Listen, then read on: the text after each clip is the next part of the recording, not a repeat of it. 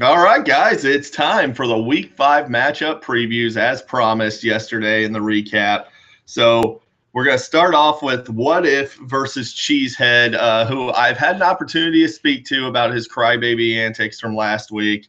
And you know, it shouldn't be an issue moving forward as far as that goes. Of course, the key to this matchup, though, this week, I'd be remiss if I didn't say, is if Tony only had Latavius Murray, of course he'd be a lock to win this thing. I mean, but that being said, let's focus on the players that we do have in this matchup. So Kelvin Benjamin at Detroit, absolutely awful matchup. Kelvin Benjamin's been terrible all season long, and I expect that to continue as he draws a healthy dose of Darius Slay on Sunday. Don't expect him to do much of anything at all. It could be a Mike Gillislee game here in Tampa, though. It's going to be sloppy weather, and I expect Gillislee getting to the end zone at least once, so he could do pretty well. Will LaShawn McCoy finally get it going? Against the Bengals, it's a pretty good bet that he does, so I expect Shady does pretty well. A little bit of a bounce back, get right situation for Shady. On Joe's side, you have Larry Fitzgerald, who's going to give the Eagles fits all day long. Todd Gurley in an interesting matchup against the Seahawks. It's really the first test he's had this year, so it'll be interesting to see if he can keep up the high level of production against Seattle. It looks like Ty Montgomery is going to play for Joe, which gives Joe a big boost because without Ty Montgomery, he has no other running back to put in except Buck Allen. So big boost for Joe there. Alex Smith is a fine example of chasing the points. There's one of you every week that just is ridiculously point chasing. And there's a couple of you this week. But Alex Smith is still Alex Smith. He's not a viable fantasy starter, especially at Houston. It's not a great matchup. I think that's a stupid decision, but there's not a whole lot available out there. So, I mean, roll with them if you have to. This matchup's going to come down to LaShawn McCoy. He's going to bounce back, have a big game, and I expect Tony gets the W. So winner, Cheesehead, there you go, stamped down. RB's rush the ball versus OJ's revenge. So we got Jared versus Mancusi. Mancusi has no second running back or really first running back because LaShawn McCoy is pretty much done. It looks like Marcus Mariota is not going to play. Basically, this team is a shining example of poor management and poor planning, really. So it wasn't a surprise that Devontae Freeman's bye week was coming up. So Jared has Brady and Gronk. And like I said, in Tony's matchup, the main factor here is, of course, that Jared, who got Latavius Murray, who he illegally obtained, when he didn't ask Tony and John for their permission to pick somebody up at free agency, he's obviously going to get 200 yards and 3 touchdowns every single game, week in and week out. You can book it right now. He's going to lead Jared to the championship.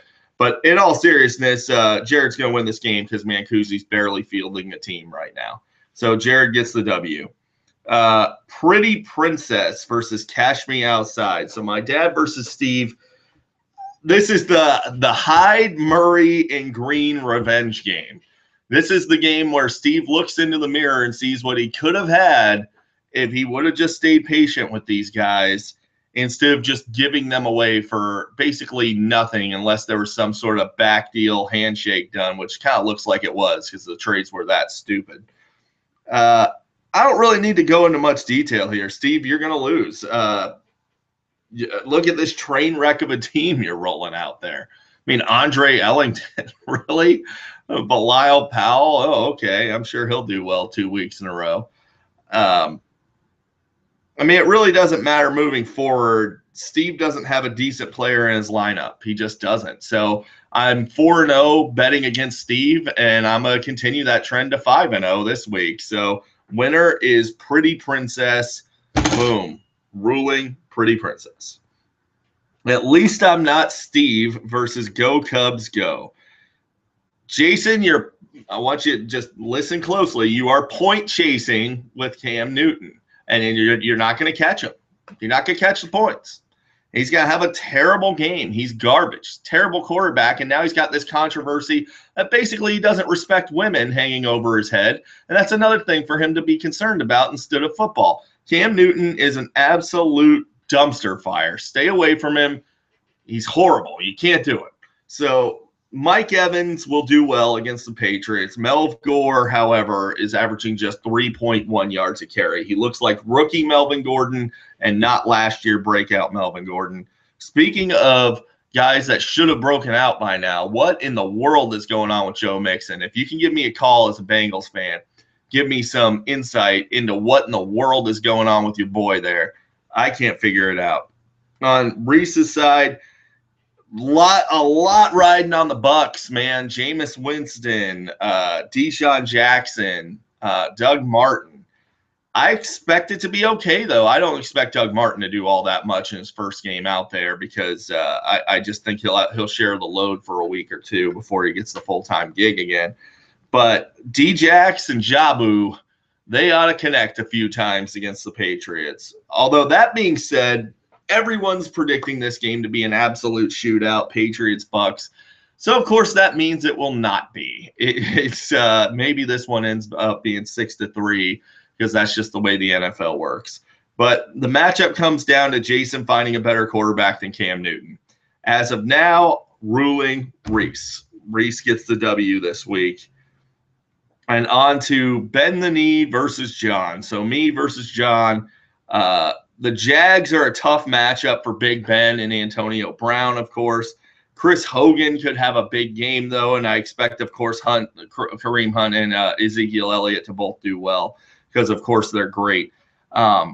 It's a tough matchup for me with Matt Stafford against the Panthers, who have been very stingy against the pass. So I don't expect either one of us to have huge games from our quarterback play this week. Nuke Hopkins, Brandon Cooks, Le'Veon Bell, Fournette, and Ajayi all poised to have plus matchups and poised to do very well this week. This should be a shootout, but John, you better get the Kleenex ready because I'm going to give you something to actually cry about this week because I'm going to hand you your second loss of the season. I'm going to win this thing, you giant crybaby. So John moves to 3-2. I go to 5-0 and solidify myself as the lead dog in this league. Big dog coming at you this week, John. So I will see you guys next week for the recap. Good luck, everybody but Steve. Hope you go to 0-5. See you later.